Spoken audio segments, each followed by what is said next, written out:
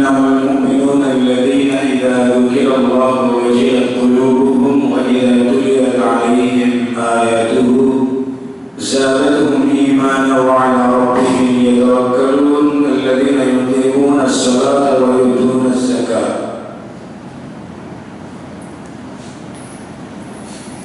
আলহামদুলিল্লাহ যাবতীয় প্রশংসা ও তারিফ আল্লাহ রাব্বুল আলামিনের জন্য, যার অপার অনুগ্রহে বিশেষ দয়ায় আমরা মাগরিবের সালাতের পর এই তিন হালাকায় বসার সুযোগ লাভ করেছি। সে মহান আল্লাহ তাআলার দরবারে হামদে বাড়ি তাআলা সকলে বলে আলহামদুলিল্লাহ। অতঃপর তার প্রিয় রাসূল আখির নবী মুহাম্মদুর রাসূলুল্লাহ সাল্লাল্লাহু আলাইহি ওয়াসাল্লামের প্রতি বর্ষিত হোক দরুদ ও সালাম। সম্মানিত উপস্থিতি, মাগরিবের পরে এই হালাকায় আমি কোরআনুল কারীমের সূরাতুল আনফালের একটি আয়াত তিলাওয়াত করেছি। আল্লাহ সুবহানাহু ওয়া তাআলা সুযোগ দান করলেও তো আয়াতের উপরে অত্যন্ত সংক্ষিপ্ত আকারে কিছু আলোচনা করার চেষ্টা করব ইনশাআল্লাহ তাআলা। আমার তৌফিক ইল্লা আলাইহি তাওয়াক্কালতু ওয়া ইলাইহি উনীব। সম্মানিত উপস্থিতি, আমি যে আয়াতের কারিমাটা তেলাওয়াত করেছি সেই আয়াতের কারিমার উপর ভিত্তি করে এই হালাকার আলোচনার বিষয়বস্তু হলো মুমিনের গুণাবলী। ইমানদার ব্যক্তি হলে তার যদি একজন ব্যক্তি মুমিন হতে পারে তাহলে সেই মুমিন ব্যক্তির কি কি আলামত, কি কি গুণাবলী থাকলে বোঝা যাবে যে তিনি ইমানদার, তার ইমান আছে। এক্ষেত্রে আমরা নিজেরাও নিজেদেরকে বুঝাতে পারবো যে আসলে মুমিন আমরা কি না, বা হলে কতটুকু হতে পেরেছি, এটা আমরা বোঝার চেষ্টা করব ইনশাআল্লাহ তাআলা। আল্লাহ সুবহানাহু ওয়া তাআলা মুমিনের আলামত ব্যক্ত করেছেন, ইন্নামাল মুমিনুনা আল্লাযীনা ইযা যুকিরাল্লাহু ওয়াজিলাত কুলুবুহুম। নিশ্চয় মুমিন তারাই, ঈমানদার তারাই, আল্লাযীনা ইযা যুকিরা মানে যখন, ইন্নামাল মুমিনুনা আল্লাযীনা ইযা যুকিরাল্লাহ, যখন তাদের সামনে আল্লাহ স্মরণ হয়, আল্লাহর আলোচনা হয়, আল্লাহ তাআলার কথা হয়, ওয়াজিলাত কুলুবুহুম, তখন তাদের অন্তরটা গলে যায়, তাদের অন্তরটা নরম হয়ে যায়। এর আগে মুমিন কারা, মুমিনের আমল বা মুমিনের সিফাত, এটা উল্লেখ করার আগে উল্লেখ করব মুমিন কারা। মুহাম্মদ রাসূলুল্লাহ সাল্লাল্লাহু আলাইহি ওয়াসাল্লামকে যখন জিবরিল আলাইহিস সালাতু ওয়াস সালাম জিজ্ঞেস করছিলেন যে মুহাম্মদ আখবিরনি আনিল ঈমান, আপনি আমাকে ঈমান সম্পর্কে বলুন, তখন জিবরিল আলাইহিস সালাতু ওয়াস সালামকে রাসূল সাল্লাল্লাহু আলাইহি ওয়াসাল্লাম বলেছিলেন যে আল ঈমানু আন তু'মিনা বিল্লাহি ওয়া মালাইকাতিহি ওয়া কুতুবিহি ওয়া রুসুলিহি ওয়াল ইয়াউমিল আখির ওয়াল কদরি খাইরিহি ওয়া শাররিহি ওয়াল বা'থি বা'দাল মাউত ওয়া আওয়াল ইয়াউমিল আখির। যে মুমিন বা ঈমান হলো আল্লাহর প্রতি বিশ্বাস স্থাপন করা, আল ঈমানু বিল্লাহ, মালায়েকা ফেরেশতাগণের প্রতি বিশ্বাস স্থাপন করা, ওয়া কুতুবিহি কিতাবগুলোর প্রতি বিশ্বাস স্থাপন করা, ওয়া রুসুলিহি রাসূলগণের প্রতি বিশ্বাস স্থাপন করা, ওয়াল ইয়াউমিল আখির কিয়ামত দিবসের প্রতি বিশ্বাস স্থাপন করা, এরপরে ভাগ্যের প্রতি বিশ্বাস স্থাপন করা। এই ছয়টা শাখা, ঈমানের ছয়টি শাখার উপর বিশ্বাস স্থাপন করলে সে ব্যক্তিকে একজন পূর্ণাঙ্গ মুমিন বা পূর্ণাঙ্গ ঈমানদার বলা যায়। আল্লাহ তাআলার প্রতি বিশ্বাস স্থাপন করার অর্থ বলতে কি বোঝায়? আল্লাহ তাআলার প্রতি ঈমান আনতে বললাম, আমরা কেউ বলছি আল্লাহ নিরাকার, কেউ বলছি আল্লাহ সর্বত্র বিরাজমান, কেউ বলছি যে প্রত্যেকটা মুমিনের কলবে আল্লাহর আরশ, আল্লাহ তাআলা মুমিনের অন্তরে ঢুকে পড়েছে, বাহিরে নেই। তাহলে একই আল্লাহর প্রতি বিশ্বাস স্থাপন করেছি, আল্লাহটাকে কলবে রেখে, আল্লাহকে আরশে রেখে, আল্লাহকে সর্বত্র বিরাজমান রেখে আমরা কিন্তু একই আল্লাহর ইবাদত করছি, একই আল্লাহর প্রতি বিশ্বাস স্থাপন করেছি। অথচ কেউ বিশ্বাস করছে আল্লাহ নিরাকার, আল্লাহ সর্বত্র বিরাজমান, আমরা প্রত্যেকটা মানুষের অন্তরে আল্লাহর আরশ। মানে এই যে বিশ্বাসের ভিন্নতা,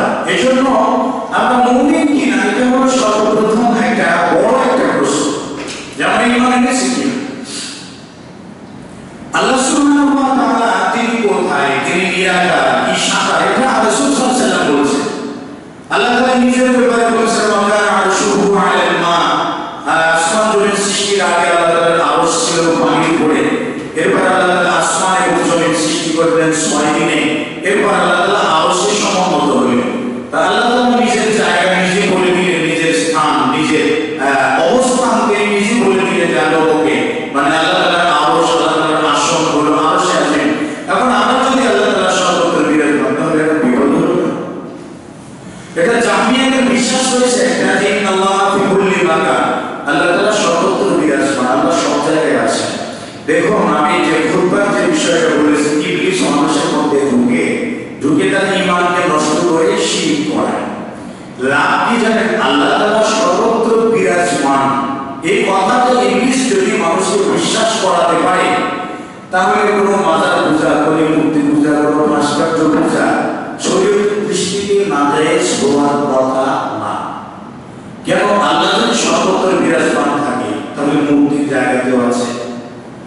আল্লাহ যদি সর্বত্র বিরাজমান থাকে, তাহলে মাজারেও আছে।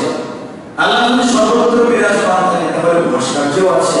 তাহলে যে যে জায়গা থেকে যাই করুক না কেন, সবার উদ্দেশ্য একটাই, যে ভগবান সেই কথা, সেই আল্লাহ বলে না। এই জিনিসগুলোকে মানে উদ্বুদ্ধ করে ইবলিস। সেই জন্য এই ছোট্ট একটা বিষয় আল্লাহ সর্বত্র বিরাজমান, বাস এটা চালু করে দিলে সব যায়। কিন্তু যখন আপনি আল্লাহ সুবহানাহু ওয়া তাআলাকে আরশের সমুন্নত বিশ্বাস করবেন, তখন এসব কিছু জায়েজ হচ্ছে না। আরশের সঙ্গে সম্পর্ক কাবা, ইবাদত করলে কাবাকে সামনে নিয়ে করতে হবে, এর বাইরে কোনো জায়েজ নাই। আল্লাহ সর্বত্র বিরাজমান।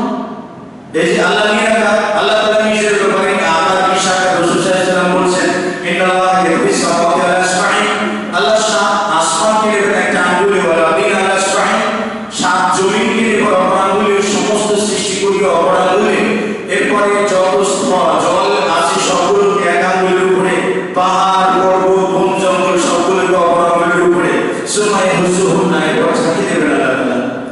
তাহলে বুঝা যায় আল্লাহ সুবহানাহু ওয়া তাআলার হাত একেবারে সুস্পষ্ট। আল্লাহ তাআলা জাহান্নামে পানি দেবেন, কিয়ামতের দিন আল্লাহ তাআলা পায়ের গোড়াকে উন্মুক্ত করে বলবেন ইয়াউমা ইয়াশফু আন সাকিন ওয়া ইরআউনা ইলা সুজুদি, যেদিন মানুষকে সিজদা করার জন্য আহ্বান করবেন এবং পায়ের গোড়ালিটাকে উন্মুক্ত করে দেবেন। তাহলে আল্লাহ তাআলার পায়ের গোড়ালি আছে, তাহলে বুঝা যায় আল্লাহ তাআলার শাখা, আল্লাহ তাআলার নিরাকার নন। আমাদের দেশে কিছু স্কলার আছে, আল্লাহ তাদেরকে আরো সঠিক বুঝদান করুক, সেই দোয়াটাই করি। তারা বলার সময় বলে যে আল্লাহ তাআলা নিরাকারও না, সাকারও না। এটা কোনো বস্তু হয়ে গেছে। আল্লাহ নিরাকারও না, আল্লাহ তাআলা সাকারও না। হয়তো বলবেন যে আল্লাহ আকৃতি আছে, দেখা যায় না। আমরা তো এসিতে বসে আছি, এসিতে আকৃতি আছে? এটা জিজ্ঞাসা করি, আমরা কি এসি হাওয়াটা খেয়ে আকৃতি আছে? নাই। আকৃতি না থাকলে তো গা ঠান্ডা হতো না, আমি তো গরমে পড়ে দিতাম। আকৃতি যদি না থাকে, তাহলে এসি ছেড়ে দিলে আমার শরীর ঠান্ডা হয়ে কেন, আরাম অনুভব করি কেন? মানে এটা ওর আকৃতি, মানে এটা কি এসি, এটা ঠান্ডা হাওয়া, এটা ওর আকৃতি। আলো কি আকৃতি আছে না? আল্লাহ নূরুস সামাওয়াতি ওয়াল আরদি, যারা বলে আল্লাহ নিরাকার, আল্লাহ কোনো আকার নাই, দলিল আল্লাহ নূরুস সামাওয়াতি ওয়াল আরদি, আল্লাহ আসমান এবং জমিনের নূর। তো যেহেতু আসমান এবং জমিনের নূর, নূরের কোনো আলো, নূরের কোনো আকৃতি থাকে না। আচ্ছা বলুন তো, নূরের যদি আলোর যদি আকৃতি না থাকে, তাহলে কি আমাদের ছেলেমেয়েরা পড়তে পারতো? চোখের আলো আছে বলে পড়তে পারে, নিজেকে আলো আছে বলে অন্ধকারের মজাটা বুঝতে পারে, অন্ধকার আসলে আনন্দ বেদনা সবই বুঝতে পারে। অন্ধকারের আকৃতি আছে বলে কি আমরা আলোটাকে অনুভব করতে পারি। তাহলে আলোর যদি নিজস্ব আকৃতি নাই থাকতো, পৃথিবীর কোনো মানুষ চোখে দেখতো না, কিছু দেখতে পেত না, সবই অন্ধকার, কিছু দেখতো না। তার মানে আলোর নিজস্ব কি আছে? আকৃতি আছে। প্রত্যেকটা সৃষ্ট জীবের আকৃতি আছে, জীব জড় সবার আকৃতি আছে। এই সবগুলো যদি সৃষ্টি করলে তার আকৃতি নেই, আজও সব কিছু দিয়ে বানালে তার কোনো আকৃতি নেই। আমার আকৃতি আছে, আমার যিনি স্রষ্টা তার আকৃতি নেই। আমি যা খাই, যা পড়ি, যা ব্যবহার করি, সবার আকৃতি আছে, কিন্তু এই সবগুলোকে যিনি সৃষ্টি করলেন তার কোনো আকৃতি নেই। আজও বিশ্বাস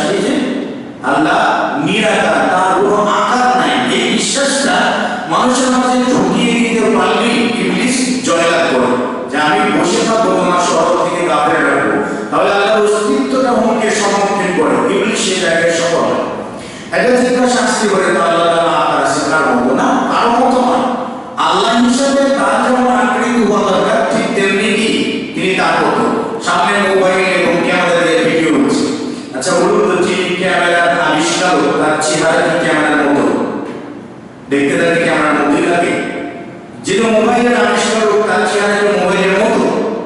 যিনি ঘড়ির আবিষ্কারক তার চেহারা কি ঘড়ির মতো? যিনি এসি মেশিন আবিষ্কারক তার চেহারা কি মেশিনের মতো? না। তাহলে কোন আবিষ্কারকের চেহারার সঙ্গে আবিষ্কৃত বস্তুর সঙ্গে কোনো মিল নাই, তার চেহারা দেখে তিনি সৃষ্টি করেন না। তাহলে মহাবিশ্বের যত কিছু আছে এই কোন আকৃতির সাথে স্রষ্টার আকৃতির কোনো মিল নাই, কিন্তু তার আকৃতি আছে। আল্লাহ হিসেবে তার যেমন আকৃতি থাকা উচিত তেমন আছে। তাহলে আনতুমিনা বিল্লাহ, আল্লাহর প্রতি বিশ্বাস স্থাপন করা। আবার বলবে যে প্রত্যেকটা মুমিনের অন্তরে আল্লাহর আরশ আছে। বলুন তো প্রত্যেকটি ঈমানদার ব্যক্তির অন্তরে যদি আল্লাহর আরশ হয়, আদম থেকে শুরু করে এই পর্যন্ত কোটি কোটি ঈমানদার ব্যক্তি মারা গেছে না? তাহলে যে ঈমানদার ব্যক্তিরা মারা গেছে সেই ঈমানদার ব্যক্তির অন্তরে আল্লাহ কোথায় গেছে? তিনিও মারা গেছেন নাকি ওখান থেকে বেরোয় অন্য অন্তরে ঢুকে পড়েছে? এই যে আজগুবি কিছু বিশ্বাস আমাদের মাঝে, এর জন্য কি আমরা আল্লাহ তাআলাকে খুঁজে পাই না? আল্লাহ সুবহানাহু ওয়া তাআলা আনতুমিনা বিল্লাহ, আল্লাহর প্রতি বিশ্বাস স্থাপন করা। তাহলে সে আল্লাহর প্রতি বিশ্বাস স্থাপন করতে হবে যে আল্লাহ নিরাকার নন। সে আল্লাহর প্রতি বিশ্বাস স্থাপন করতে হবে সে আল্লাহ মানুষের অন্তরে বাসা বাঁধে না। সে আল্লাহর প্রতি বিশ্বাস স্থাপন করতে হবে যে আল্লাহ তাআলা নিরাকার নন। কিয়ামতের দিন আল্লাহ তাআলা ঈমানদার ব্যক্তির সামনে হাজির হবেন, সোজা হাজির হবেন। এমন ভাবে হাজির হবেন যে জিজ্ঞাসার জবাব যখন দেবে, মা মান রব্বুকা মা দীনুকা ওয়া নবিয়ুকা, তোমার রব কি, তোমার নবী কি, তোমার দ্বীন কি, জবাব যখন দিতে পারবে, জবাব দেওয়ার পর তো তিনি জান্নাতি হয়ে যাবেন, জান্নাতের হাওয়া তার অবস্থানে লেগে যাবে। কিয়ামতের দিন এই ব্যক্তির যখন উত্থান ঘটবে, তখন কিয়ামতের দিন আল্লাহ তাআলার পক্ষ থেকে বলে দেওয়া হবে যে যার উপাসনা করেছো, যে যার পূজা করেছো, তোমরা জাতি ইলাহ করে মানছো, তার সঙ্গে তোমরা চলে যাবে, আমি আর ক্ষমা করবো না। যারা মূর্তি পূজা করেছে তারা মূর্তির সঙ্গে যাবে, পাথর পূজা করলে পাথরের সঙ্গে, চন্দ্র পূজা চন্দ্রের সাথে, সূর্য পূজা সূর্যের সাথে, এরপর মাসি পূজা যারা তাদের সঙ্গে চলে যাবে।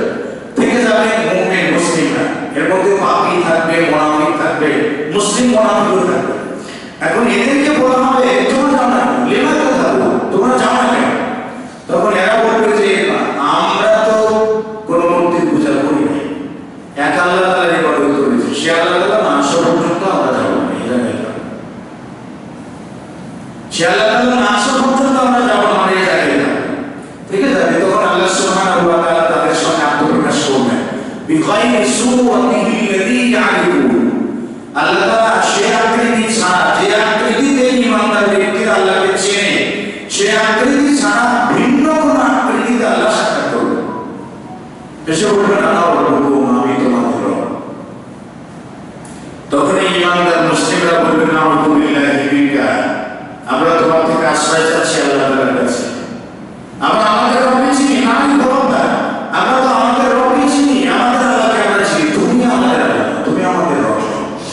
অথচ আল্লাহ সুবহানাহু ওয়া তাআলা এসেছেন যেই সূরাতে মুসলিমরা চেনে সেই সূরা বাদ দিয়ে অন্য সূরাতে বলছে তুমি আমাদের রব নয়, তুমি চলে যাও, মুক্তি দাও, আমরা এখানে বসে থাকবো যতক্ষণ না আমাদের রব এখানে না আসবে। এরপর আল্লাহ সুবহানাহু ওয়া তাআলা তার নিজস্ব রূপে, যে রূপে মুসলিমরা চেনে সেই রূপে আল্লাহ তাআলা আত্মপ্রকাশ করবেন। তখন বলবেন আনা রব্বুকুম, আমি তোমাদের রব।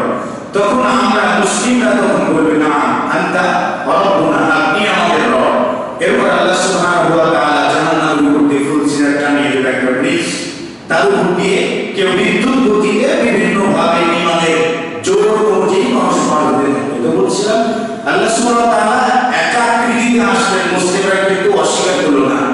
তার মানে মুসলিমদের অন্তরে আল্লাহ তাআলার একটা আকৃতি কিন্তু তখনও থাকবে। আকৃতি পছন্দ নয় তাই তুমি আমাদের রব নয়, আল্লাহ তাআলা তখন পরে আবার নিজস্ব আকৃতি দেবেন। বোঝা যায় কি আল্লাহ তাআলা সাকার বা আকৃতি রয়েছেন, আকৃতি দিয়ে আল্লাহ তাআলা কিয়ামতের দিন দেখা দেবেন ঈমানদার ব্যক্তিদের জন্য। আকৃতি যদি নাই থাকে তবে হাদিসটা মিথ্যা হয়ে যাবে, এর সহিহ হাদিসটা অস্বীকার করা। তাহলে আল্লাহ তাআলা নিরাকার নন, তার আকার রয়েছে। তাহলে আনতুমিনা বিল্লাহ, আল্লাহর প্রতি বিশ্বাস স্থাপন করা। তাহলে কোন আল্লাহর প্রতি বিশ্বাস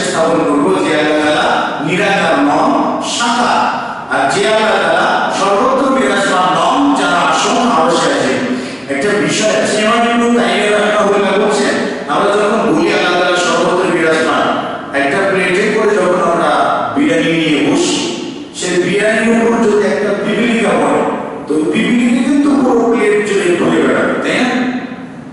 আমরা যারা বিরিয়ানি খেতে বসেছি মানুষ, আমরা কি প্লেটের উপর উঠে দৌড়াই? এক জায়গায় কিন্তু বসে থাকি কেন? কারণ আমি প্লেটের থেকে বড়, এই জন্য আমাকে কোথাও দৌড়াতে হয় না।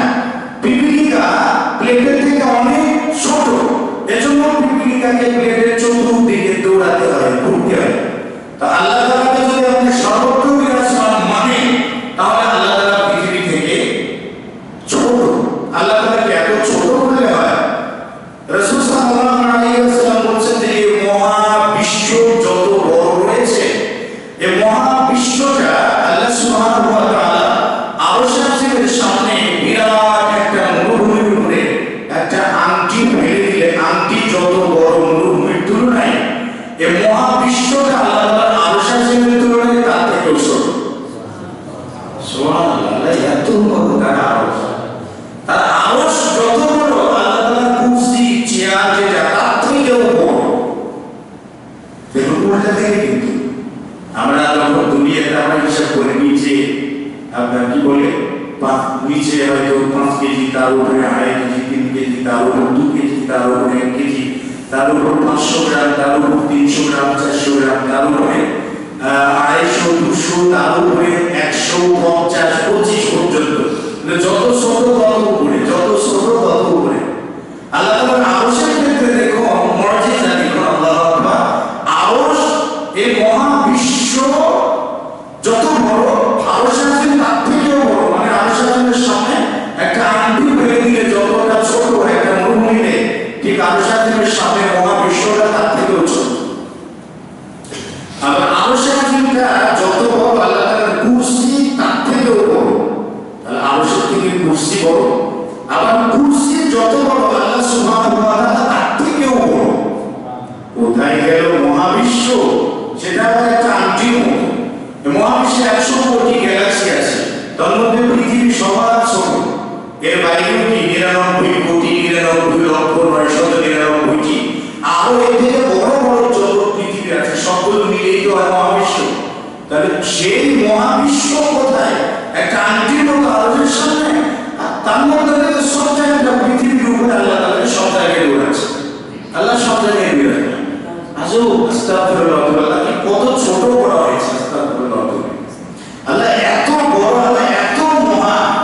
তাহলে সেই আল্লাহর প্রতি বিশ্বাস স্থাপন, তবে আমি আল্লাহর প্রতি বিশ্বাস স্থাপন করা, মালায়েকাকে, ফেরেশতাগণের প্রতি বিশ্বাস স্থাপন করা, ফেরেশতারা আল্লাহর আরশ বহন করে সোমবার, বৃহস্পতিবার আমলনামা উঠায়, লাইলাতুল কদরের রাত্রিতে নাযিল হয়, ফেরেশতারা সওয়াব এবং পাপ দুটোই লিপিবদ্ধ করে, এরপর বিভিন্ন প্রয়োজনে ফেরেশতারা আসে।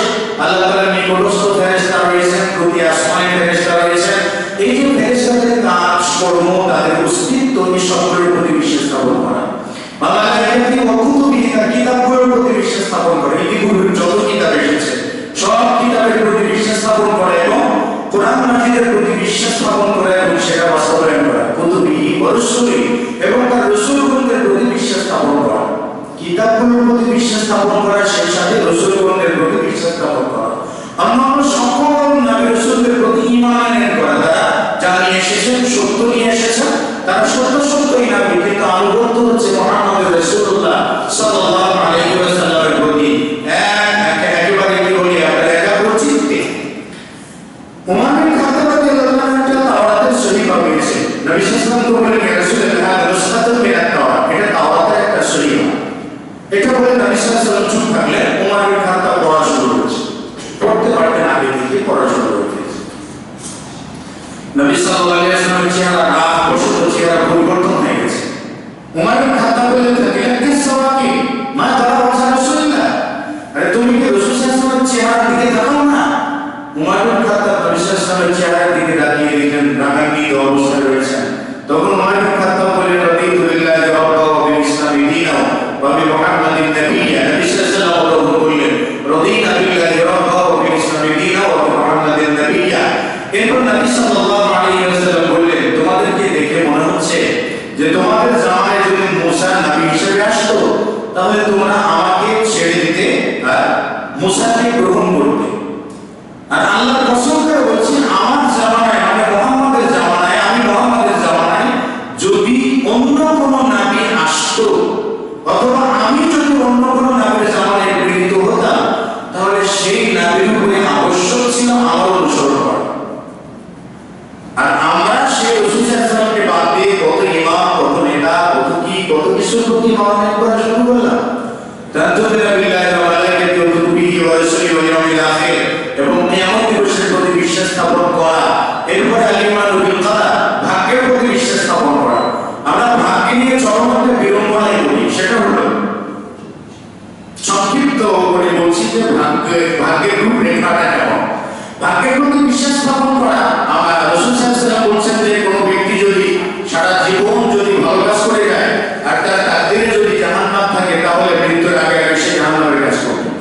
আবার কোনো ব্যক্তি যদি তাকদীরে জান্নাত থাকে তাহলে সারা জীবন খারাপ কাজ করলেও মৃত্যুর আগে সে ভালো কাজ করে সে জান্নাতে যাবে। আমরা কিন্তু সেই হাদিস তাহলে এই হাদিসটা যখন আমরা পাই তখন কিন্তু একটা হতাশা জাগতে পারে যে তাহলে তো সারা জীবন ভালো কাজ করলাম মরার আগে যে খারাপ কাজ করবো, আবার সারা জীবন খারাপ কাজ করলে মরার আগে যে ভালো কাজ করে সে লোকটা জান্নাতে যাবে। এটা আমাদের একটা হতাশা হলো।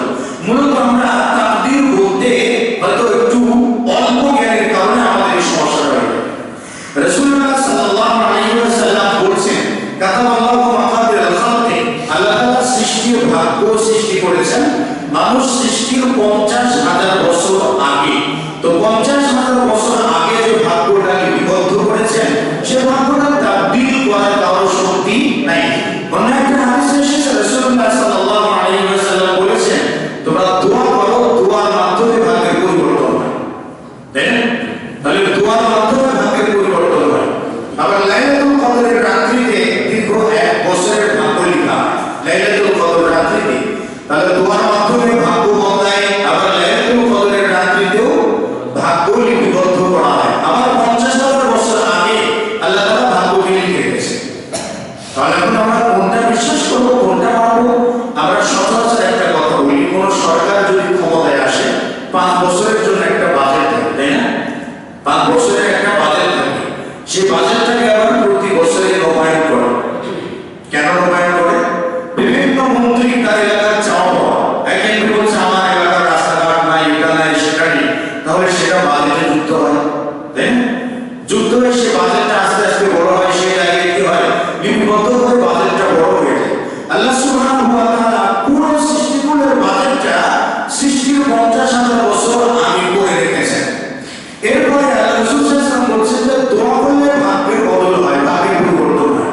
মানুষ যখন দোয়া করে ভাগ্যের কোথাও যদি খারাপ লেখা থাকে আর এই লোকটা ধর্মের কোথাও লেখা আছে যে তার রিজিকের সংকোচন হয়ে থাকবে, এখন এই ব্যক্তি আল্লাহর কাছে দোয়া করছে আল্লাহ তুমি আমাকে ধনী করে দাও, আমাকে অর্থ দাও, আমার সচ্ছলতা দান করো, আমার ভাগ্যে যে খারাপ আছে সেটা বদলে দাও, ভালো করে দাও।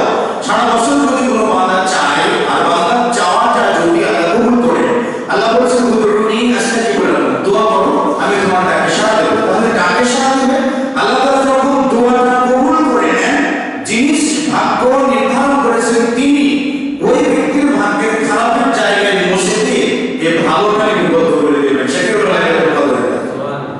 সুবহানাল্লাহ। তাহলে ভাগ্য যিনি সৃষ্টি করেছেন তিনি বদলাতে পারেন, আমি নই। যিনি সৃষ্টি করেছেন তিনি বদলাতে পারেন, কোন সৃষ্টিকর্তা নয়। তাহলে লাইলাতুল কদরের রাত্রিতে ভাগ্য হতে পারে সারা বছর আমি যাচ্ছি যা যাচ্ছে আল্লাহ তাই সেটা তো কবুল করেছেন, সেটা আল্লাহ সুবহানাহু ওয়া তাআলা বিবদ্ধ করবেন। এটা সম্পূর্ণ তার ইখতিয়ারাধীন। কিয়ামতের একজন জান্নাতি ব্যক্তিকে প্রথম জাহান্নাম দেখানো হবে। জান্নাতে দেওয়ার আগে বলা হবে যে এই জাহান্নামটা তোমার তাকদীরে ছিল, লিপিবদ্ধ ছিল, কিন্তু আল্লাহর কাছে দোয়া করে তুমি জান্নাত চেয়েছো, সবসময় জান্নাত চেয়েছো। যে কোনো ব্যক্তি যদি দিনে 3 বার আল্লাহ তাআলার কাছে জান্নাত চায়, আল্লাহুম্মা ইন্নী আসআলুকা জান্নাতাল ফিরদাউস বা আল্লাহুম্মা ইন্নী আসআলুকাল জান্নাহ, ইয়া আল্লাহ আমরা তোমার কাছে জান্নাত চাই। কোনো ব্যক্তি যদি দিনে 3 বার জান্নাত চায়, ক্বালাতিল জান্নাতু, জান্নাত আল্লাহ তাআলার কাছে বলে ইয়া আল্লাহ অমুককে আমার মধ্যে প্রবেশ করিয়ে দাও, মানে অমুককে জান্নাতে প্রবেশ করিয়ে দাও। তবে জান্নাত নিজেও তার জন্য দোয়া করে তার জান্নাত। কোনো ব্যক্তি যদি দিনে 3 বার জাহান্নাম থেকে মুক্তি চায়, জাহান্নাম তখন আল্লাহর কাছে বলে, আল্লাহ তুমি তাকে জাহান্নাম থেকে মুক্ত করে দাও, আমার থেকে মুক্ত করে দাও। তাহলে দোয়া করলে আল্লাহ দোয়া কবুল করবে। দোয়া করলে আল্লাহ সুবহানাহু ওয়া তাআলা দোয়া কবুল করে, সেটা আল্লাহ সুবহানাহু ওয়া তাআলা কি বন্ধ করে। ওই জান্নাতের দিকে বলবেন এটা তোমার জন্য বরাদ্দ ছিল, কিন্তু তুমি আল্লাহর কাছে জান্নাত চেয়েছো, সব সময় জন্য জান্নাত চেয়েছো, ভালো কাজ করেছো, জান্নাত চেয়েছো, আল্লাহ তাআলা এই জাহান্নামটা বদলে তোমাকে জান্নাত দিয়েছে। আরেকজন ব্যক্তিকে জাহান্নামে দেওয়ার আগে প্রথম জান্নাত দেখানো হবে, যে এটা তোমার জায়গা ছিল, তাকদীরে ছিল, লিপিবদ্ধ ছিল, ওই যে 50,000 বছরের লিপিবদ্ধ যেটা ছিল, কিন্তু তুমি জান্নাতি কাজ করো নাই, খারাপ কাজ করেছো, আল্লাহর কাছে দোয়া করো নাই যে জান্নাত বলতে আল্লাহ তাআলা তোমাকে জান্নাত দিবেন। তাহলে তাকদীর যিনি সৃষ্টি করেছেন, তিনি যে কোনো সময়ে যে কোনো উপায়ে যেভাবে ইচ্ছা তিনি সেভাবে তাকদীরের পরিবর্তন করতে পারেন। আমরা আবার বলি যে আমাদের নিয়ে আসুন, আমাদের দেশের হত্যাকর্তা বানিয়ে দিন, আমরা ভাগ্যের চাকা বদলে দেবো। ভাগ্যের এমন কোনো চাকা নাই যেটা ব্যাটারি দিয়ে করে যা আপনি ঘুরাবেন আর বদলে দেবেন, ফালতু কথা। এই জন্যই বরকত নেই, আসুনি কথা, শয়তানি কথা। এই জন্যই বরকত নেই। যারা যখন আসবে হাহাকার হাহাকার, বালতি পানি নাই, গ্যাস নাই, বিদ্যুৎ নাই, খাবার নাই, আগুন লেগেছে, 250-300 টাকা পেঁয়াজ, 250 টাকা কেজি লবণ, এটা আমার লাগে কেন? কি নাই? বরকত নাই। আমাদের দেশে কি সম্পদ উৎপাদিত হয় না? ফসল কিনে হয়, কিন্তু কি নাই? আমাদের দেশে বরকত নাই, কারণ আমাদের দিন নাই, আমাদের মধ্যে আল্লাহ তাআলার প্রতি ভরসা নেই। তো মুমিনের বৈশিষ্ট্য, তাহলে এই 6টা বিষয়ের প্রতি বিশ্বাস স্থাপন করলে আমরা পূর্ণ মুমিন হতে পারবো। ঈমানদার ব্যক্তি তারাই, ইন্নামাল মুমিনুনা, নিশ্চয় ঈমানদার ব্যক্তি তারাই যারা ইন্নামাল মুমিনুনা আল্লাযীনা ইযা যুকিরাল্লাহ, যখন মুমিন ব্যক্তির সামনে আল্লাহর স্মরণ হয়, আল্লাহর জিকির হয়, আল্লাহর আলোচনা হয়, ওয়াজিলাত কুলুবুহুম, তাদের অন্তরটা নরম হয়ে যায়, তাদের অন্তরটা ভীত সন্ত্রস্ত হয়ে যায়, ভয় পেয়ে যায়, আতঙ্কগ্রস্ত হয়, আল্লাহর কাছে কান্না করে, চোখ দিয়ে অশ্রু ঝরে, ওয়াজিলাত তাকে বলে। রাসূল সাল্লাল্লাহু আলাইহি ওয়াসাল্লাম ইবনে সারিয়া থেকে বর্ণিত, তিনি বলেন যে রাসূল সাল্লাল্লাহু আলাইহি ওয়াসাল্লাম একবার ফাওয়াসানা মাউইদাতান বালিগাতান, নবী সাল্লাল্লাহু আলাইহি ওয়াসাল্লাম আমাদেরকে নসিহত করে শোনালেন, অনেক নসিহত করলেন। ফাওয়াসানা মাউইদাতান বালিগাতান যাওয়াফাত বিনহা উয়ুন, এমন নসিহত শোনালেন যাওয়াফাত বিনহা উয়ুন, যে নসিহতের কারণে আমাদের চোখ দিয়ে অশ্রু ঝরছিল, ওয়াজিলাত বিনহা কুলুব, এবং আমাদের অন্তরগুলো ভীত সন্ত্রস্ত হয়ে নরম হয়ে যাচ্ছিল। তাহলে মানে ঈমানদার ব্যক্তির আল্লাহর স্মরণে অন্তরটা এমন হয়, অন্তর নরম হয় আর চোখ দিয়ে অশ্রু ঝরে। আর আমাদের চোখ দিয়ে অশ্রু ঝরে কখন? দেখবেন যে একই জায়গায় বক্তা ওয়াজ করছেন, বক্তা নিজে কাঁদছেন তো শ্রোতারা কাঁদছেন, বক্তারা হাসছেন তো শ্রোতারা হাসছেন, মানে আস্তে একটা কমেডি শো, ওয়াজটা তো মনে হয় কমেডি শো। এই সকল বক্তাদেরকে নিয়ে আসা যায় কয়েকদিন আগে, আপনার কি বলে অনলাইনে ইউটিউবে একটা ছেলে কি করেছে, আপনার যে গায়ক বক্তা হিসাবে একটা 10 মিনিটের একটা ভিডিও তৈরি করেছে। সে 10 মিনিটের ভিডিও তৈরি করেছে, সে ভিডিওটা দেখলাম, মাশাআল্লাহ, বক্তারা যে এত সুন্দর গান গাইতে পারে, তাও আমার পীড়িতের গান, এই যে আলতু ফালতু যে গান, বক্তাগুলো মঞ্চে উঠে, স্টেজে উঠে দিনের নসিহতের নামে এই সব গানগুলো গেয়ে যাওয়ার সময় একেবারে ভারী টাকারে খাওয়া আবার হেলিকপ্টারে এসে গান গায়। এই যেগুলো কমেডি শো, থেকে কমেডি শো ভালো, তার এরকম ওয়াজের কোনো প্রয়োজন নাই। তো ওয়াজিলাত বিনহা কুলুব, যখন আল্লাহর স্মরণে, তখন তার অন্তরটা গলে যায়। অন্তর গলে যাওয়ার অর্থটা কি? যখন অন্তর গলে যায় তখন সে ব্যক্তি খারাপ কাজ থেকে দূরে সরে যায়। আয়েশা রাদিয়াল্লাহু তাআলা বলছেন, নবী সাল্লাল্লাহু আলাইহি ওয়াসাল্লাম আমাকে বলেন, জানিনি, আমাকে একটু অবকাশ দাও, আমি একটু ইবাদত করি আজকে রাতে। রাসূল সাল্লাল্লাহু আলাইহি ওয়াসাল্লামের স্ত্রী আয়েশা রাদিয়াল্লাহু তাআলা বলছেন, ইয়া রাসূলুল্লাহ, আপনি যেটা ভালোবাসেন আমিও সেটা ভালোবাসি, আপনি যে নৈকট্য লাভ করতে চান আমি সেটা সহযোগী হতে ভালোবাসি, রাসূলুল্লাহ আপনি ইবাদত করুন। তখন নবী সাল্লাল্লাহু আলাইহি ওয়াসাল্লাম ইবাদতে দাঁড়িয়ে গেলেন, সালাতে দাঁড়িয়ে গেলেন। সালাতে দাঁড়িয়ে তিনি যখন তেলাওয়াত শুরু করেছেন, তিনি তেলাওয়াত করছেন আর কাঁদছেন, তেলাওয়াত করছেন আর কাঁদছেন, তেলাওয়াত করছেন আর কাঁদছেন, এমন কান্না কাঁদছেন যে চোখের পানি দাঁড়িয়ে গড়ে গড়ে পড়ে যাচ্ছে, বুক গড়ে সেই চোখের পানিটা আমার জমিনে পড়ছে। এভাবে তিনি ক্রন্দন করছেন, কাঁদছেন আর কাঁদছেন, কাঁদছেন আর কাঁদছেন।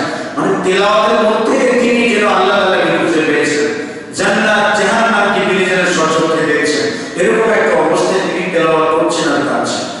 বেলাল রাদিয়াল্লাহু তাআলা আযান দিতে আসেন। আযান দিতে এসে দেখছেন নবী সাল্লাল্লাহু আলাইহি ওয়াসাল্লাম সালাতে দাঁড়িয়ে কাঁদছেন। কিন্তু বেলাল রাদিয়াল্লাহু তাআলা ধৈর্য ধারণ করতে পারেন না। বেলাল রাদিয়াল্লাহু তাআলা বলেন, ইয়া রাসূলুল্লাহ ইমাদাতনি, ইয়া রাসূলুল্লাহ আপনি কাঁদেন কেন? আপনার কিসের অভাব? গাফারাল্লাহু মা তাকাদ্দামা মিন যানবিকা ওয়া মা তাআখার। আল্লাহ সুবহানাহু ওয়া তাআলা আপনার আগে এবং পরে সমস্ত গুনাহ মাফ করে দিয়েছেন। মানে পূর্বের যত গুনাহ মাফ করে দিয়েছেন, ভুল চুক অপরাধ সব মাফ করে দিয়েছেন। ভবিষ্যতে যতগুলো সম্ভাব্য ভুল হবে সেগুলো আল্লাহ তাআলা মাফ করে দিয়েছেন। আপনি তো বেগুনাহ মাসুম, আপনার কোনো পাপ নাই, আপনি কাঁদেন কেন ইয়া রাসূলুল্লাহ?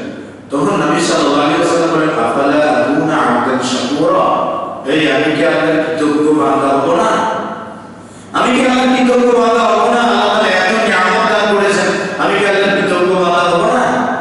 দুনিয়ার জীবনে আল্লাহ তাআলা রাসূল সাল্লাল্লাহু আলাইহি ওয়াসাল্লাম থেকে আমাদেরকে বেশি নিয়ামত দান করেছেন।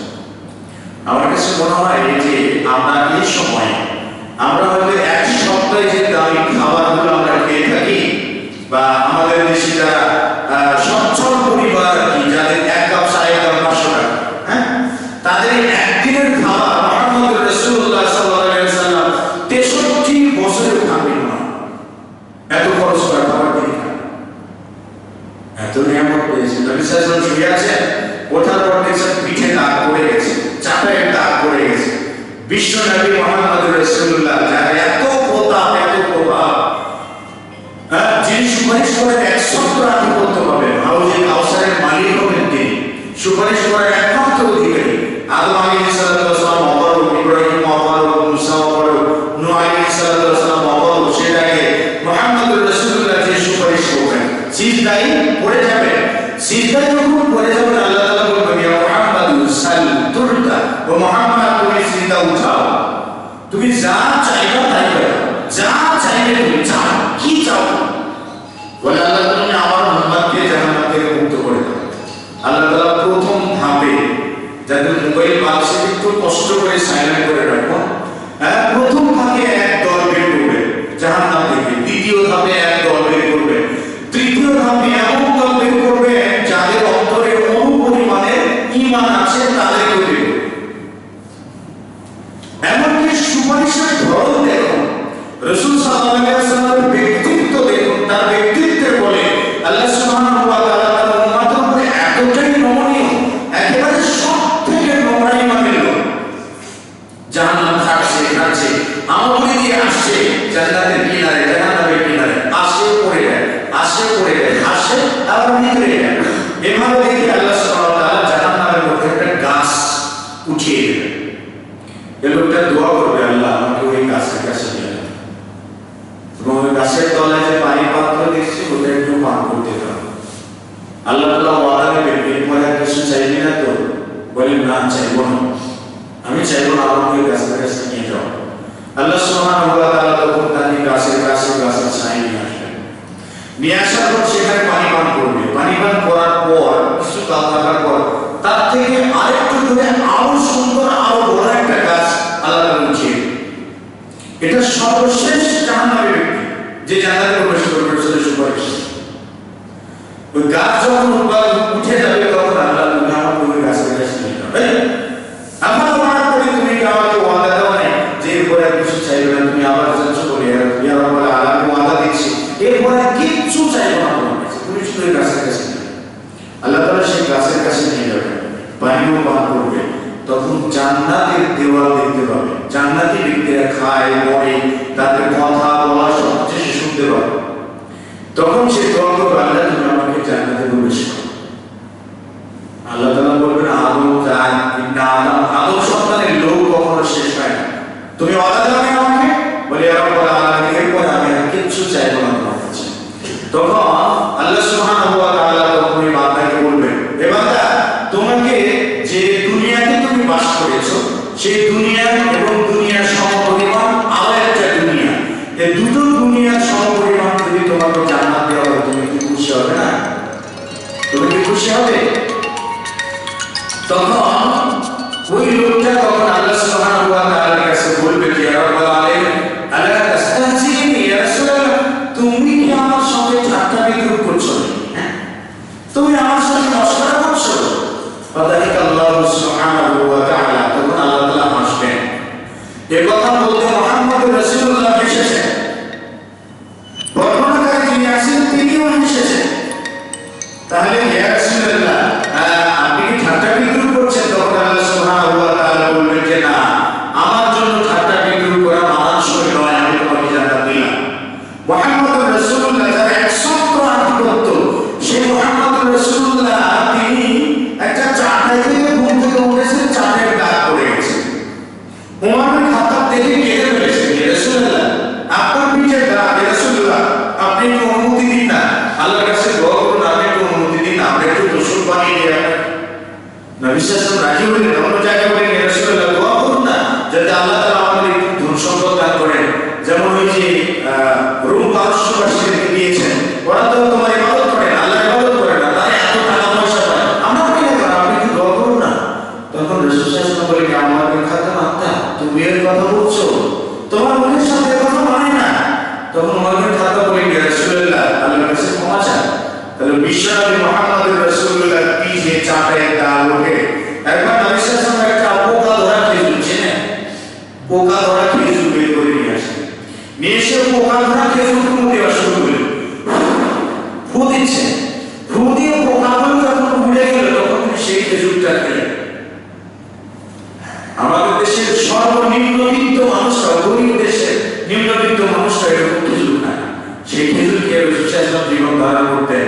আর রাসূল সাল্লাল্লাহু আলাইহি ওয়াসাল্লাম বলতেন, আল্লাহ তাআলা আপনার শাকুরা, আমি কি আল্লাহর কৃতজ্ঞ বান্দা হব না? তাহলে আমরা প্রতিদিন পোলাও, বিরিয়ানি, গরু, এরপরে গরু মরিচ, আবার কি বলে উট, দুম্বা, কত কিছু নিয়ামত আমরা ভোগ করছি, আমাদের কি কৃতজ্ঞতা প্রকাশ করা লাগে না? কিন্তু সেইগুলো না আমরা কৃতজ্ঞ করি। রাসূল সাল্লাল্লাহু আলাইহি ওয়াসাল্লাম বলেছিলেন, কুলু, তার অন্তরটা সালাতের মধ্যে কি হয়ে গেল, নরম হয়ে গেল, এই জন্য চোখ দিয়ে অশ্রু ঝরে আসে। পাহাড়ের গোড়ায় আসমানে 3 নম্বর ব্যক্তি ছিল, সেই বুখারীর হাদিস, যে বলে দেওয়া হয়েছিল তোমরা তোমাদের সৎ আমলগুলো স্মরণ করো, যার মাধ্যমে তোমরা এই পাহাড়ের মুখ থেকে পাথরটা সরাতে পারো। 3 নম্বর ব্যক্তি এসে বলছিল যে আমার একটা চাচাতো বোন ছিল, আমি তাকে 100 বা 1000 দিরহামের বিনিময়ে তাকে রাজি করিয়েছিলাম। যখন আমি অপকর্ম করার জন্য প্রস্তুতি নিলাম, তখন আমার বোন বলেছিল, ইয়া আব্দুল্লাহ, ইত্তাকিল্লাহ, হে আল্লাহর বান্দা, আল্লাহকে ভয় করো। সে বলছে, আল্লাহ, আমি সেই জায়গা থেকে উঠে এসেছি। ইত্তাকিল্লাহ, আল্লাহকে ভয় করো, এই কথা বলার পরেই তার অন্তরটা নরম হয়ে গেল। এজন্য অপরাধ কাছ থেকে বেরোবে। আমরা কিন্তু রোগী জমা মসজিদে ঠিকই শুনি, কিন্তু অপরাধ কিন্তু আমাদের শেষ হয় না। মসজিদে যতক্ষণ থাকি বাস ভালো আসি, হয়তো মসজিদের ভিতরে থেকেও নিটা লেগে আছে একজনের পিছনে আর একজন, এই খারাপ সে খারাপ, জগতের সবাই খারাপ বলে আমি, জগতের সবাই খারাপ, এগুলো মসজিদের ভিতরে। তাহলে আমরা মসজিদটাকে নিরাপদ রাখি নাই, দেখো, অথচ কিবোর্ড করার ওয়াজ কি খুতবায় হয় না? হয়তো প্রতি মসজিদেই হয়, কোনো হালাকা হলে কিবোর্ড করার আলোচনা চলে আসে, কিন্তু আমরা এটাকে ছাড়তে পেরেছি? পারি নাই। অন্যান্য অপকর্ম, সুদ, ঘুষ, সেগুলো তো বাদই না, মসজিদে তুললো, কারণ আমরা ওয়াজ নসিহত শুনি, আল্লাহ তাআলার কথা শুনি, কিন্তু আমাদের অন্তরটা নরম হয় না, আমাদের অন্তরটা ভিতর সন্তুষ্ট হয় না। শোনার মতো শুনে যায়, যা শুনি চলে গেলাম, কাঁধে শুরু দিতে বের করে দিই, ভিতরে আর রাখি না, ভিতরে রাখার জায়গা নেই আমাদের। মসজিদে তুলু ওয়াইদা তুলিয়াত আলাইহিম, এবং যখন তাদের সামনে আল্লাহর আয়াত তেলাওয়াত করা হয়, পাঠ করা হয়, লেখানো হয়, তখন তুলিয়াত আলাইহিম আয়াতুহু যাদাতুহুম ঈমান, তখন তাদের ঈমান বাড়ে, তখন তাদের ঈমান বাড়ে। আল্লাহ তাআলা আয়াত পাহাড় করব, এত বড় বড় পাহাড় এমনি এমনি কি হয়? জিবাল আওতাদ, আল্লাহ তাআলা পাহাড়গুলোকে পেরেক হিসেবে গড়েন। আমি শুধু একটা পৃথিবীর একটা রূপরেখা দিয়ে, আমরা বাংলাদেশে যে সাগরে বাস করি সেটার নাম কি? সাগর আমাদের কাছে যেটা, সেটা কি? বঙ্গোপসাগর, তাই না? আচ্ছা, বঙ্গোপসাগর আছে, এরপরে আরব সাগর আছে, আটলান্টিক মহাসাগর আছে, তাই না? আছে। আচ্ছা, বাংলাদেশ হিসেবে আমরা নিচু জেলা সরি আর উচ্চ সৌদি আরব অনেক উঁচুতে, যারা সৌদি আরব গেছে তারা বুঝতে পারবেন সৌদি আরব কিন্তু অনেক উঁচুতে। তাহলে আরব সাগরটা বঙ্গোপসাগর থেকে উঁচুতে না নিচুতে? উঁচুতে। উঁচু সাগর পানি কিন্তু পানির স্বভাবত গড়ে নিচুতে যায়, সে পানি কেন বঙ্গোপসাগরে এসে আমাদের তলিয়ে দেয় না? তারা তো উপরে আছে। আজকে আধুনিক বিজ্ঞান বলে যে আমরা যদি বাংলাদেশে যদি আমরা গভীর করে একটা রোড তৈরি করতে পারি, রাস্তা তৈরি করতে পারি, তাহলে আমরা এখান থেকে সরাসরি নিচের দিকে চিলির সমুদ্রে যেতে পারবো। উঠবো আমরা সেখানে চিলি সমুদ্র বন্দরে উঠবো, সেখান থেকে শুধু সাগরটা পাড়ি দিয়ে আমেরিকা যেতে পারবো, রাস্তা শর্টকাট হয়ে যাবে। তাহলে দেখুন চিলি আমাদের কত নিচে, আমাদের পায়ের নিচে চিলি, আমাদের পায়ের নিচে চিলি। তাহলে চিলির সমুদ্র বন্দর আমাদের বঙ্গোপসাগর কিন্তু কখনো দেশটাকে তলিয়ে দিয়ে চিলি সাগর আর এটাকে একাকার হয়। কেন? সুন্দর করে উঁচু সাগর উঁচুতে, নিচু সাগর নিচুতে, মাঝের সাগর মাঝেতে সুন্দর করে বিন্যাস করে সাজিয়ে রেখেছে। এবং সেই সাগরগুলোর সঙ্গে নদী উঁচু নিচু সবই আছে, কিন্তু কেউ কাউকে তলিয়ে ফেলে না। এত সুন্দর, এত নিয়ম তান্ত্রিক। আমরা শরীর দিয়ে কি তাদেরকে মারতে পারবো? পিছনে দিয়ে, পুলিশ দিয়ে, বিজেপি দিয়ে, অথচ স্বেচ্ছায় তার নিয়ম মেনে চলে। কে বলে এটা? এটা এটাই নিদর্শন। দেখুন না নিদর্শন উপর থেকে নিচ পর্যন্ত। তাহলে বোঝা যায় পৃথিবীটা একেবারে নিচে এবং উপরে, প্লেটের মতো নয়। যদি আমরা টেবিলের মতো পৃথিবী হতো তাহলে এক জায়গায় সামনের পুরো পৃথিবী দেখতো, তাহলে একই দিনে ঈদ আর দুই দিনে ঈদ, এটার কোনো কেঁচা গন্ডগোল থাকতো না। এক জায়গায় গিয়ে সব কিছু দেখতে পেতাম এবং বৈধ বলে মেনেও নিতাম। মানতে পারি না কেন জানেন? চিলির সমুদ্রের জায়গা থেকে যখন ওরা চাপ দেখবে এত উঁচুতে দেখবে, বাংলাদেশ জীবনে দেখবে। সৌদি আরব যখন দেখবে, সৌদি আরবের উল্টোপিঠ যারা নিচুতে থাকে তারা জীবনে চাপ দেখতে পারবে, জীবনে দেখতে পারবে না। চাপ দেখে কি করতে হবে? চাপ দেখে থাকতে হবে। এজন্য ভৌগোলিক অবস্থান সেটা বলে না, তার শেষে যাই হোক। তাহলে এত সুন্দর বিন্যাস, তারপরে আবার পাহাড় পর্বত যেগুলো আছে, এত বড় বড় পাহাড়, তার নিচে অনেক জায়গা জুড়ে তারা রয়েছে, এত সুন্দর করে পরিচালনা করেন কি? এর উপরে আল্লাহ সাপ দিলেন, আকাশকে সাপ হিসাবে স্থাপন করলেন। একটা এখান থেকে 500 বছরের পর প্রথম আসমান, প্রথম আসমান থেকে দ্বিতীয় আসমান 500 বছরের পর, তারপর আরো 500 বছর, আরো 500 বছর, আরো 500 বছর, আরো 500 বছর, তাহলে 7টা আসমান 5000 বছর লাগবে। সেটা আবার এক রাত্রিতে আল্লাহ তাআলা রাসূল সাল্লাল্লাহু আলাইহি ওয়াসাল্লামকে ঘুরিয়ে দিয়ে সুবহানাল্লাহ। সহিহ বুখারীর বর্ণনা অনুযায়ী মাগরিবের পর নবী সাল্লাল্লাহু আলাইহি ওয়াসাল্লাম মিরাজে গিয়েছিলেন, ফজরের আগে আগে এসেছেন। আবু বকর রাদিয়াল্লাহু আনহু বর্ণনা করে বলেন। আর আধুনিক বিজ্ঞান বলে, তারা গবেষণা করেছে, গবেষণা করে দেখেছে নবী সাল্লাল্লাহু আলাইহি ওয়াসাল্লামের এই জমিন থেকে সপ্ত আকাশে উঠতে তার সময় লেগেছে 38 সেকেন্ড, আর এই সব কিছু ঘোরাফেরা করে ফেরত আসতে সময় লেগেছে 46 মিনিট। তাহলে বিজ্ঞানের হিসাব অনুযায়ী এক রাত্রে রাসূল সাল্লাল্লাহু আলাইহি ওয়াসাল্লামের মতো মানুষ আপনার 12 থেকে 14 বার বিরাজ করে আসতে পারবে, সম্ভব এটা যাচ্ছে। আল্লাহ চাইলে নিতে পারে। তাহলে দেখুন এই সব কিছু ঘুরে ঘুরে নিয়ে আসলেন আসমান। আমরা কি বলতে পারি আল্লাহ সুবহানাহু ওয়া তাআলা বলছেন যে তাবারাকাল্লাযী বিয়াদিহিল মুলকু ওয়া হুয়া আলা কুল্লি শাইইন কাদির, আল্লাযী খালাকাল মাউতা ওয়াল হায়াতা লিয়াবলুয়াকুম আইয়ুকুম আহসানু আমালা। হ্যাঁ, আইয়ুকুম আহসানু আমালা। এরপরে আল্লাযী খালাকাস সাবআ সামাওয়াতি তিবাআ, মানে যিনি এই 7 আসমানকে সৃষ্টি করেছেন তিবা, স্তর বাই স্তর, একটার উপরে একটা, একটার উপরে একটা। আল দাওয়ামিন ফুতুর, কোন অসংখ্য দেখতে পাও, লক্ষ লক্ষ কোটি কোটি বছর গেল, আমরা কি কোনো বলতে পারবো যে আসমানের একটা রং চোখে পড়ে গেছে? দেখেছেন? বলতে পারবো? কোন জায়গায় লোনা ধরেছে? বলতে পারবো? আমরা বিল্ডিং যদি নির্মাণ করি কত বছর পর লোনা ধরে? হয়তো ওই বছরেই পুরো একটা লোনা ধরে। এত টাকা খরচ করার পরে লোনা ধরে, অথচ এই যে এগুলো নিদর্শন আয়া। চন্দ্র সূর্য মানুষকে কেন্দ্র করেই চলে। চন্দ্র যখন উঠে তখন সূর্য থাকে না, চন্দ্র যখন কাজ করে তখন সূর্য নেই, আবার সূর্য যখন থাকে তখন চন্দ্র থাকে না। কি সুন্দর একটা নিয়মতান্ত্রিক দেখুন। দেখবেন রাত যে কয় ঘন্টায় হওয়ার তাই হয়, দিন যে কয় ঘন্টার হওয়ার তাই হয়, একটুও ব্যতিক্রম হয় না। এই সুন্দর করে এগুলো পরিচালনা করে কেউ না। তাহলে ওইটা তুলে না আইন আয়াত, যখন ইমানদার ব্যক্তির সামনে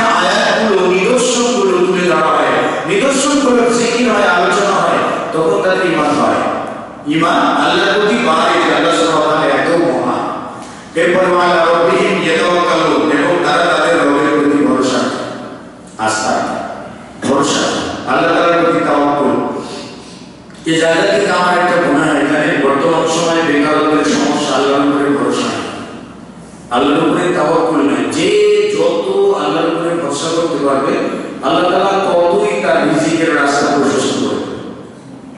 যে যত ভরসা রাখতে পারবে ততই আল্লাহ তাআলা তার রিজিকের রাস্তা প্রশস্ত করবে। এবং কিয়ামতের দিন তো জান্নাত তো রয়েছে। একটা হাদিস বলি, মুসনাদ আহমদ একটা হাদিস এসেছে, রাসূলুল্লাহ সাল্লাল্লাহু আলাইহি ওয়াসাল্লাম বলেছেন যে একজন সাহাবী, মুসনাদ আহমদের হাদিস, একজন সাহাবী বাড়ি থেকে বাড়িতে আসে, এসে দেখছেন সন্তানদের জন্য কোনো খাবার নেই, পরিবারে কোনো খাবার নেই, খাবারের মতো কোনো খাবার পরিবারে নেই। তিনি বাড়ি থেকে বেরিয়ে নাই, খাবার নাই, কি করবেন, বাড়ি থেকে বেরিয়ে পড়ি। তো বাড়ি থেকে যখন বেরিয়ে পড়েছেন তখন তার স্ত্রী দেখুন, স্ত্রী, যোগ্য স্ত্রী কাকে বলে, স্ত্রী কি করলেন, তার বাড়িতে পাটাতনটাকে জাতার উপরে ফিট করে এটা নিচে যে বড় পাত্র জাফনা সেটাও সেট করে দিল এবং চুলার উপরে পাতি উঠিয়ে দিলেন, খালি পাতি উঠিয়ে দিলেন এবং তার উপরে পাত্র রাখলেন। রাখার পর আল্লাহ তাআলার কাছে দোয়া করলেন, আল্লাহুম্মা রযুকনা, হে আল্লাহ তুমি আমাদেরকে রিজিক দান করো, জীবিকা আমাদের ঘরে